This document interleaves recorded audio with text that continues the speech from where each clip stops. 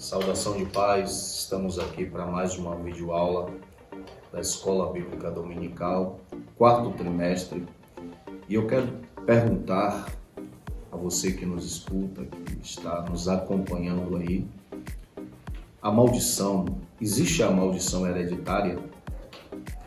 A salvação é para alguns e não para outros? Essas e outras perguntas nós estaremos respondendo nesta videoaula. Curte e compartilha, que Deus continue te abençoando. Vamos nos acompanhando aí, em nome de Jesus.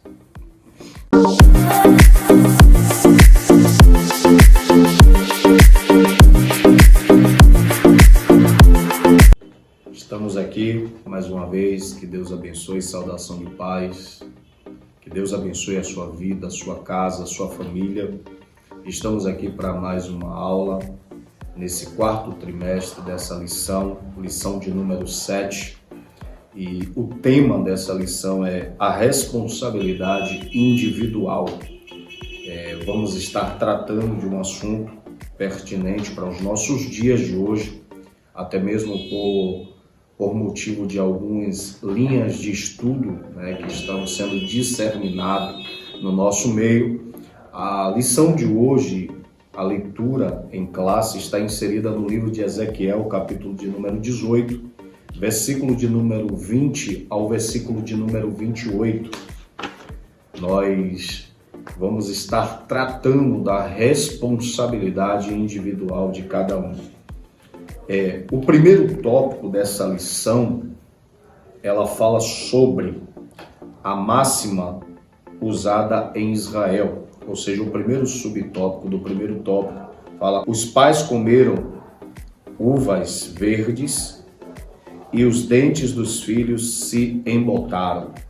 Esse era um ditado popular muito usado dentro da nação de Israel, aonde o povo israelita, eles usavam isso acreditando-se que os pais comeram uvas verdes e os dentes dos filhos embotaram, ou seja, tirando a responsabilidade de si, e lançando para os seus pais.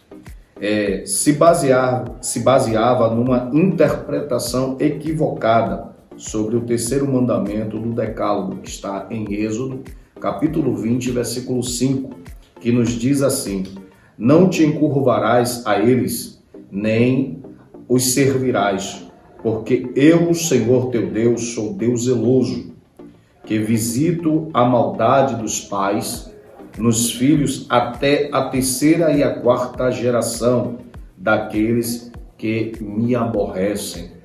A interpretação equivocada do povo ali sobre esse mandamento do Senhor, eles acreditavam que o Senhor visitava até a terceira e a quarta geração, trazendo maldição sobre o povo. Mas o texto em si, ele nos traz a resposta: a geração daqueles que me aborrecem. Ou seja, o Senhor estava dizendo: aqueles que continuam na prática da desobediência, aqueles que continuam na prática do pecado, da iniquidade, esses daí o Senhor o visitará. Ou seja, a maldade, ou seja, o Senhor agirá com juízo sobre eles, mas porque eles deram continuidade ao pecado. É um princípio divino estabelecido desde a lei de Moisés. Isso é lembrado na história de Israel. Ou seja, a nação de Israel, eu acho isso interessante aqui, porque mesmo eles vivendo uma vida de pecado, nós vimos isso nas outras lições, abominação no templo, os falsos profetas, os falsos ensinamentos, a rejeição à palavra do Senhor através dos profetas que o Senhor levantou no período antes do cativeiro babilônico, e eles não deram crédito. E quando acontece o cativeiro, o juízo do Senhor vem sobre eles, eles colocam a culpa nos seus pais, nos erros que os seus pais cometeram no passado. Mas quando o Senhor usa esse termo aqui, em Êxodo capítulo 20, versículo 5, através do mandamento dado através de Moisés para o seu povo, o Senhor está dizendo que o Senhor visita até a terceira e a quarta geração que andam, ou seja, que vivem aborrecendo o Senhor, ou que andam em desobediência, que anda na prática do pecado. Então, quando a pessoa mantém-se de uma forma promíscua de pecado, o Senhor o visita com justiça, porque a Bíblia diz no livro de Provérbios que há caminho que para o homem parece ser bom, mas o seu final é final de morte. Então nós entendemos que a responsabilidade é inteiramente individual. O segundo subtópico do primeiro tópico nos diz assim: Jeremias e Ezequiel trataram do assunto. A palavra profética em Jeremias é escatológica. A seção de Jeremias no capítulo 30 ao capítulo 33, Jeremias nos traz uma palavra de restauração, ou seja, aonde o profeta veio até um determinado ponto ministrando acerca de um juízo de Deus, mas no capítulo 30 ao capítulo 33 ele vem falando de uma restauração, aonde o Senhor restauraria o seu povo, aonde Deus tiraria. No capítulo de número 30 de Jeremias, vamos perceber que o Senhor ali usa os lábios do profeta, dizendo que ia trazer de volta o povo do cativeiro babilônico. Era uma profecia, era algo profético para o futuro. E dentro desse contexto histórico de Jeremias, profético de Jeremias, no capítulo de número 31, versículo 29 e versículo de número 30, o Senhor diz através de Jeremias que o povo não usaria mais essa palavra no meio do seu povo. O terceiro subtópico desse primeiro tópico diz: o problema em nosso tempo. A doutrina das uvas verdes e dentes embotados, que predominou a imaginação popular de Israel, veio a ser parte do cardápio doutrinário de um movimento infiltrado em algumas igrejas, conhecido como a batalha espiritual. Essa parte do ensino é conhecida extravagantemente como a doutrina da maldição hereditária, ou seja, houve um grande movimento sobre isso, sobre essa doutrina da maldição hereditária que seguia até a quarta geração, ensinados em vários templos. Mas nós não vamos falar nesse momento sobre a maldição, porque a lição mais à frente ela fala um pouco sobre isso. Mas vamos falar aqui sobre a batalha espiritual. A batalha espiritual, ela existe. Todos nós sabemos disso, que há uma batalha espiritual. O livro de Efésios, o apóstolo Paulo, ele retrata isso no capítulo 6 de Efésios, a partir do versículo de número 10, onde ele fala que a nossa luta não é contra a carne, nem contra o sangue, mas contra os principados e potestades. O apóstolo Paulo, ele manda que nós tomemos as armaduras, para estarmos protegidos contra os dardos inflamados do adversário. Então, a batalha espiritual, ela é real, ela acontece, mas não da forma que foram ensinadas no dia de hoje. Muitas linhas teológicas, muitos ensinamentos equivocados acerca dessa batalha espiritual que a igreja enfrenta, que o povo enfrenta. Nós observamos isso no livro de Daniel, quando Daniel coloca-se um propósito em seu coração para estar orando a Deus. E ali, durante 21 dias, Daniel está ali prostrado, fazendo o propósito diante do Senhor para que Deus enviasse a resposta. E houve uma batalha espiritual no céu cósmico, ali onde o Senhor enviou Gabriel para trazer a resposta para Daniel, e os principados ali impediram a sua passagem para que eles não trouxessem a resposta a Daniel. E o Senhor envia Miguel ali, e Miguel libera a passagem para que Gabriel viesse trazer a resposta ao coração do homem de Deus. A batalha espiritual, ela acontece nas nossas vidas hoje. Algo invisível que nós enfrentamos no mundo espiritual, mas nós temos que estarmos revestidos, buscando ao Senhor. Quando alguém se converter a Cristo, deixa de aborrecer a Deus. Logo, essa passagem do terceiro mandamento do Decálogo não pode se aplicar aos crentes, pois eles se tornaram em uma nova criatura, pois as coisas velhas já se passaram e eis que tudo se fez novo. Devemos orar e agir para que esse ensino equivocado não prospere em nossas igrejas. Ou seja, o apóstolo Paulo, ele diz lá em 2 Coríntios, capítulo 5, versículo 17, se alguém está em Cristo Jesus, nova criatura é. Eis que as coisas velhas se passaram e eis que tudo se fez novo. Nós vivemos em uma geração onde, quando acontecem as coisas ruins, as pessoas acreditam que estão vivendo um momento ruim da sua vida por causa do erro dos seus pais.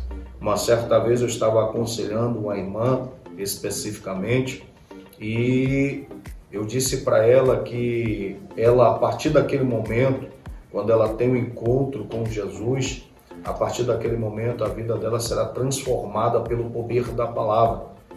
Porque o Senhor Jesus disse, conhecereis a verdade e a verdade vos libertará. Pois se o Filho vos libertar, verdadeiramente sereis livres. E essa irmã disse para mim que ela carregava uma maldição hereditária. E eu disse para ela que não, que através do sangue de Jesus que foi derramado na cruz do Calvário, aquilo que o adversário colocou na sua mente, o Senhor estava transformando a vida dela em bênção a partir daquele momento. Nós precisamos entender que nós não carregamos a maldição, os pecados dos nossos pais, até porque nós nos rendemos aos pés do Senhor. Nós reconhecemos o Senhor como Senhor e Salvador da nossa vida. Então, a partir desse momento, nós nos tornamos uma nova criatura em Cristo Jesus. O segundo tópico dessa lição, sobre a salvação para todos os seres humanos. Ou seja, o livro de Ezequiel, ele já apontava que o propósito de Deus não era a destruição, não era trazer dor, sofrimento. Falei isso em algumas aulas anteriores. O primeiro subtópico do segundo tópico fala a esperança para o pecador. Se há esperança para o pecador, é claro que existe esperança. Essa ideia está muito clara no capítulo inteiro, que para não deixar dúvida, Ezequiel afirma de maneira direta, reiterando diversas vezes, como exemplos claros e ilustrações, a vontade de Deus é a salvação de todos os seres humanos, para que ninguém se perca. E nisso o profeta antecipa o pensamento do Novo Testamento. Ou seja, o profeta Ezequiel, dentro desse contexto, está alertando o povo que o objetivo do Senhor não é a destruição da nação, não é a destruição do seu povo. Era um propósito para que o povo se arrependesse dos seus maus caminhos, que o povo reconhecesse que era pecador, que era falho e que precisava reconhecer que erraram na sua trajetória. Mas só que muitos daqueles, eles não deram ouvido ao profeta. E o profeta aqui está apontando para algo que o Senhor Jesus veio profetizando no Novo Testamento. Aquilo que o Senhor Jesus veio nos transmitir.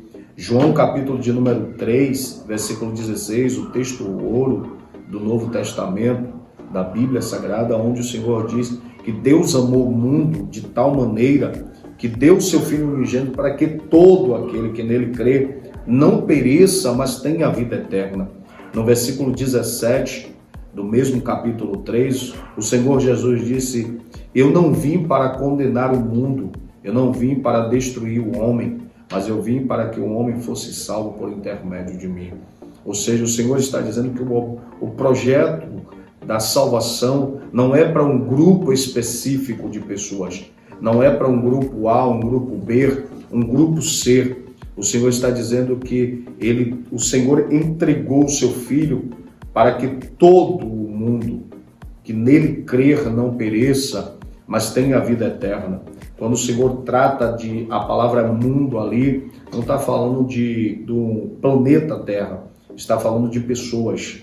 O Senhor está usando uma linguagem figurada para pessoas, aqueles que creem que Jesus entregou a sua vida serão salvos. Então o objetivo do Senhor é salvar a todos, não é um grupo específico. No livro de 2 Pedro, capítulo 5, versículo de número 9, nos diz assim: o Senhor não retarda a sua promessa, ainda que alguns a tenha por tardia, mas é longânimo para convosco, não querendo que qualquer ou alguns se percam, senão que todos venham ao arrependimento. O objetivo do Senhor não é que ninguém se perca. O objetivo do Senhor é que sejamos alcançados. Mas para que sejamos alcançados, é necessário que haja um grande arrependimento, que venhamos reconhecer que o Senhor é o caminho, a verdade e a vida. E ninguém vai ao Pai a não ser por Ele, pelo Senhor Jesus. Amém? O segundo subtópico do segundo tópico, a refutação de um pensamento fatalista. A palavra de fatalista ali significa substantivo masculino e feminino de pessoas que acreditam no destino. Quem acredita que os acontecimentos são estabelecidos antecipadamente pelo destino. Ou seja, uma pessoa com um pensamento fatalista, ele acredita que ele não pode mudar a sua trajetória. Uma certa vez eu ouvi alguém dizer para mim, eu aconselhando a pessoa disse: eu nasci assim, eu cresci assim, eu aprendi assim e eu vou morrer assim.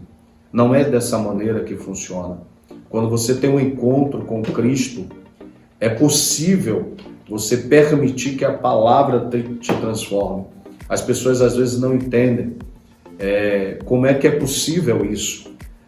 O camarada era prostituta, era alcoólatra, fazia tantas coisas erradas e hoje entra na igreja. Ouvimos muitas críticas sobre isso, eu mesmo na minha trajetória ouvi muito isso. Aconteceu e agora é crente. É porque a palavra, quando há um genuíno arrependimento, não estou falando de convencimento, de emocionalismo barato, estou falando de arrependimento genuíno. A palavra arrependimento no original grego significa metanoia, mudança de mentalidade. Quando João Batista ele surge pregando, uma das principais temáticas da sua pregação era arrependei-vos, porque é chegado o reino dos céus. O Senhor Jesus, da mesma maneira, o Senhor está dizendo arrependei-vos, porque quando há um genuíno arrependimento, há uma genuína transformação de vida, mudança de mentalidade, mudança de percurso. Ou seja, você estava trilhando o caminho errado, mas através de conhecer a Deus, através de um arrependimento genuíno, você foi transformado pelo poder da palavra do Senhor. Então, esse pensamento fatalista de que acredita que vai carregar uma maldição dos seus pais, dos seus avós, porque os meus pais foram isso, porque meu pai foi alcoólatra, minha mãe foi alcoólatra, eu também tenho que ser alcoólatra. Isso é mentira. Porque quando você tem um encontro com a verdade, o Senhor muda a sua história. Tanto os exilados na Babilônia, quanto os que estavam em Judá e em Jerusalém acreditavam e se justificavam numa ideia falsa de que estavam pagando pelos pecados dos seus pais. Mas depois da destruição de Jerusalém, Deus proíbe o uso desse ditado. Ou seja, a nação que estava tanto no cativeiro babilônico, quanto o povo que havia ficado dentro da cidade, eles estavam acreditando e eles estavam colocando a responsabilidade que pertencia a eles nos ombros dos seus pais, dizendo eles que eles estavam pagando pelos erros dos seus pais. Mas isso não é de agora. Isso vem lá desde o Jardim do Éden, quando Adão ele toma do fruto juntamente com a sua mulher Eva, que o Senhor vem visitá-lo durante a tarde, e ali o Senhor diz para Adão, o Senhor pergunta a Adão por que ele comeu do fruto, e Adão diz, foi a mulher que o Senhor me deu, colocando a responsabilidade em Deus. Foi o Senhor que me deu a mulher. E quando o Senhor vai até a mulher diz, foi a serpente que me enganou. Então não é de agora. A nossa geração, ela busca encontrar, é responsável pelo momento que você está vivendo, pelo momento que estamos vivendo. Mas o Senhor está dizendo que a responsabilidade, ela é extremamente individual. Ela é responsabilidade minha e sua. O Senhor Jesus disse que aquilo que o homem plantar, ele cegará. Você não pode plantar uva e colher espinhos. Você não pode plantar vento e colher bonança. Se você planta vento, você vai colher tempestade. Se você planta espinho, você vai colher espinhos. Se você planta uva, você vai colher uva. Então, passe a plantar coisas boas a partir de hoje. Ah, mas eu fiz tanta coisa errada no meu passado. Não importa. Se você tiver um verdadeiro arrependimento através desta videoaula, através desta mensagem que o Senhor está transmitindo ao seu coração, o Senhor vai transformar e você vai começar a plantar coisas boas e você vai colher coisas boas no seu futuro. O texto ali inserido no capítulo 18, versículo de número 20, quando o profeta ele usa o termo, a palavra alma, né? Que toda alma, ele diz assim, ó, a alma que pecar, essa morrerá. O filho não levará a maldade do pai, e nem o pai levará a maldade do filho. A justiça do justo ficará sobre ele, e a impiedade do ímpio cairá sobre ele.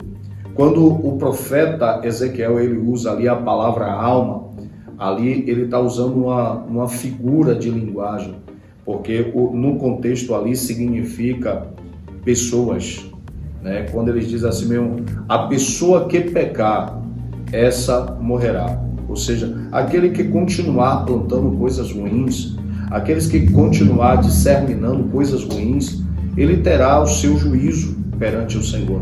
Ainda que talvez seja tardio, mas naquele grande dia todos nós vamos estar diante dele para prestarmos conta de tudo que nós fazemos e praticamos e falamos na nossa vida.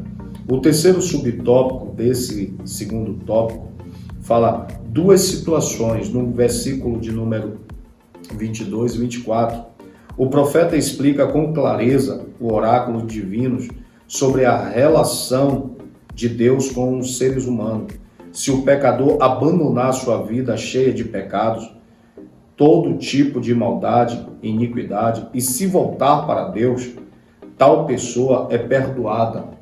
E se fizer juízo e justiça, certamente viverá e não morrerá. O Senhor está dizendo, talvez aos seus olhos, talvez aos olhos da sociedade, as pessoas olhem pela prática que o ser humano cometeu e diga para ele que não tem jeito, porque ele viveu uma vida errônea, uma vida totalmente desequilibrada. Mas o Senhor está dizendo dentro da sua palavra que se a pessoa se arrepender, nós falamos isso no subtópico anterior, se houver um genuíno arrependimento, o Senhor, ele transformará as nossas vidas.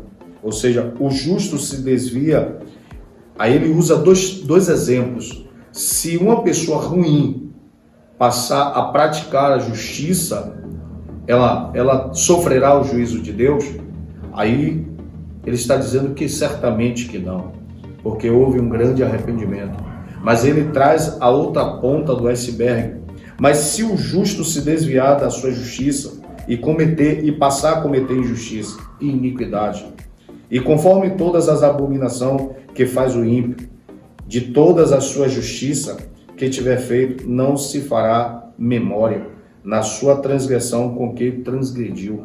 Ou seja, o profeta ele usa dois exemplos, duas pontas do iceberg. Aquele que praticava injustiça, se ele começar a praticar justiça, se ele se arrepender, o Senhor o perdoará. Mas ele usa outra ponta dizendo, e aquele que praticava justiça, que era justo, que era íntegro, mas começa a se desviar, começa a praticar injustiça, esse daí, ele sofrerá o juízo da parte do Senhor. Aí ele diz a si mesmo, e no seu pecado com que pecou, neles morrerá. Ou seja, se ele continuar no pecado, não se arrepender, ele vai sofrer o juízo do Senhor. Ele vai morrer no pecado. É possível sim que o salvo perca a salvação temporariamente? É possível sim. E é possível que ele perca a sua salvação definitivamente? É claro que sim. É claro que o camarada pode, em algum momento, em um deslize da sua vida, ele perder, começar a praticar injustiça e mais à frente ele se arrepender. E ele pode alcançar a justiça de Deus. Mas se aquele que morrer na sua prática, no seu pecado, infelizmente, ele se perdeu na caminhada.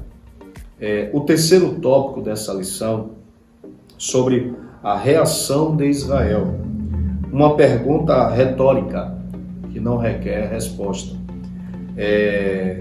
Na verdade, são duas perguntas. Não é o meu caminho direito? Não são os vossos caminhos torcidos? A pergunta retórica não espera resposta. Trata-se de uma afirmação em forma de pergunta. É o que Yahvé afirma nessa passagem. Ou seja, o Senhor está trazendo duas perguntas em uma, mas o Senhor ali na verdade está trazendo já uma afirmativa dentro da pergunta. O Senhor está dizendo, acaso não é o meu caminho direito? O Senhor está dizendo, fazendo uma pergunta, já dando a resposta. Aí ele diz assim mesmo, mas os seus caminhos não são torcidos? O Senhor está dizendo que o caminho dele, que o caminho que o Senhor quer que eu e você trilhe, é um caminho perfeito. O profeta Jeremias, se não me falha a memória, diz, sabe o pensamento que tenho sobre vós? Pensamento de paz e não de maus. O Senhor está nos ensinando que o que Ele tem para mim e para você é o melhor. No livro de Isaías, capítulo de número 55, versículo deixei aqui aberto, para nós meditarmos um pouco, diz assim, porque os meus pensamentos não são os vossos pensamentos, e os meus caminhos, assim diz o Senhor, não são os vossos caminhos. Porque assim como os céus são mais altos que a terra, assim são os meus caminhos mais altos do que os vossos caminhos, e os meus pensamentos mais altos do que os vossos pensamentos. O Senhor usa o profeta Isaías para afirmar que o caminho que o Senhor tem para nossas vidas, para nós trilharmos, é totalmente diferente do que nós pensamos. E aqui o Senhor está trazendo, através da boca do profeta, que o caminho do homem é tortuoso, é embaraçoso, é um caminho que não leva ele a lugar nenhum, mas o caminho do Senhor é um caminho direito, é um caminho perfeito. Então o Senhor, ele está usando uma pergunta, já trazendo uma afirmativa, como o Senhor, quando se apresenta a Moisés em Êxodo capítulo 4, versículo de número 14, quando Moisés ali indaga ao Senhor que ele era pesado de línguas, que ele não sabia falar. Aí o Senhor, não é Arão, o levita, teu irmão? O Senhor está trazendo uma afirmativa dentro de uma pergunta para No livro também aqui o Senhor não errais vós em razão de não sabeis as Escrituras e nem o poder de Deus? O Senhor está trazendo uma pergunta já com a resposta. Ele está dizendo, vocês não erram, ou seja, vocês cometem erros por não saberes acerca do que está escrito, ou seja, vocês continuam cometendo erro, mesmo sabendo que está escrito que é errado. E vocês não conhecem o Deus que vocês servem, mesmo sabendo que Deus é poderoso. Deus estava mostrando para ele, dentro de uma pergunta, vocês erram, mas conhecem a palavra. Vocês erram, mas você conhece o poder de Deus. Vocês sabem quem é Deus. Então não existe ninguém, eu não ouvir falar de Deus. Eu não ouvi dizer que esse Deus é um Deus pleno, é um Deus justo, é um Deus misericordioso. A palavra do Senhor, ela está aí, diante dos nossos olhos. Depois dessas explica essa verdade e apresentar os fatos, vem a conclusão.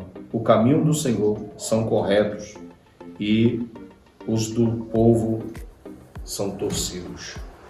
Segundo subtópico desse terceiro tópico, sobre a justiça, Ezequiel deixa claro, mais que o sol do meio-dia, que a lei da responsabilidade individual é justa e está de acordo com o atributo divino, ou seja, o Deus, o qual recompensará cada um segundo as suas obras, ou seja, Deus ele é um Deus justo. Isso faz parte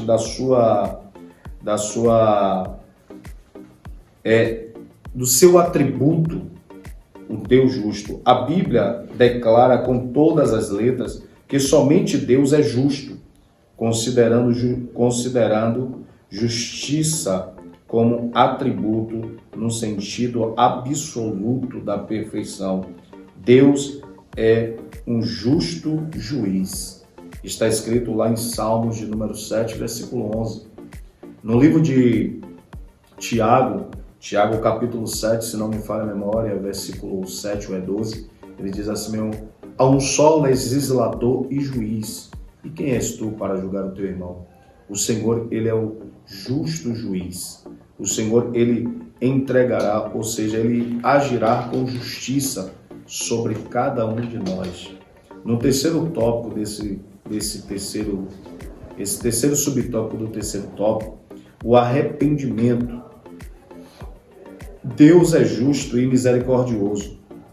A retribuição aos pecados vem depois de muitos anos de apelo ao arrependimento, sem resposta do povo. A resposta dada aos críticos deixa claro também que mesmo o ímpio, na sua impiedade, deixando o pecado e voltando a praticar a justiça, tem um perdão. Ou seja, o que nós entendemos aqui que Deus, antes de ele agir com o juízo sobre a nação de Israel, sobre o seu povo, o Senhor veio trazendo uma palavra de arrependimento através dos profetas, através de Jeremias, através do próprio Ezequiel, através do profeta Abacuque, que foi antes do cativeiro babilônico, e o Senhor sempre alertando o povo para que houvesse um arrependimento, mas o povo não deram ouvido. Então o Senhor agiu com justiça. Mas quando há um grande arrependimento, nós falamos isso na lição anterior, assim como houve na cidade de Nínive, que houve um grande arrependimento em massa, Deus poupou aquela cidade ali naquele exato momento da destruição. Então, o objetivo de Deus é que nós venhamos nos arrepender. Quando o Senhor Jesus tem um encontro com Nicodemos, no capítulo 3 de João, o Senhor Jesus, Nicodemos disse o que é necessário para herdar o reino dos céus. O Senhor Jesus disse, é necessário nascer de novo da água do Espírito. O Senhor estava dizendo para Nicodemos que era necessário ter um verdadeiro arrependimento para que ele reconhecesse o Senhor como Senhor e Salvador. Aqui, para finalizarmos nos diz assim: essa história se repete em nossos dias, porque é tendência dessas pessoas culparem a Deus pelas suas mazelas. Devemos levar a palavra de Deus a essas pessoas, pois nenhuma felicidade pode ser plena sem Jesus. Nós finalizamos aqui e deixamos um alerta para a nossa geração, que a responsabilidade é intrinsecamente nossa. Nós somos responsáveis pelos nossos atos, pelas nossas práticas. Mas o Senhor Deus, Ele espera de nós um genuíno arrependimento, uma genuína transformação, mudança de mentalidade, para que nós venhamos alcançar o perdão do Senhor. Porque Deus, Ele é justo, e Deus, Ele não vai comungar com a injustiça. Deus, Ele não vai apoiar a injustiça. Deus, Ele espera de nós que nós venhamos ser justos, praticar a justiça diante dos homens, diante da sociedade, diante da igreja, aonde nós fazemos parte do corpo. Que Deus abençoe as nossas vidas. Se essa aula tem sido edificante para a sua vida, continua nos acompanhando, nos seguindo, em nome de Jesus. Se inscreve no nosso canal, deixa um like. Que Deus abençoe a sua vida, a sua família, ricamente, poderosamente. Que Deus abençoe, em nome de Jesus.